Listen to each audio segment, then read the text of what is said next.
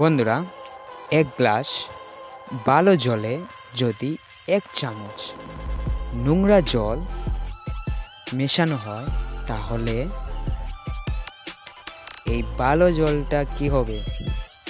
খারাপই হবে। আর এই কথাটা জলের জন্য ছিল না। যদি আমার ভিডিওটা ভালো লেগে থাকে তাহলে চ্যানেলকে সাবস্ক্রাইব করবেন, ভিডিওটাকে লাইক করবেন। অ্যান্ড তুমি কোথায় থেকে ভিডিওটা দেখছো আমি দেখতে চাই আমার ভিডিওটা কোথায় কোথায় কোথায় যাচ্ছে। ঠিক আছে?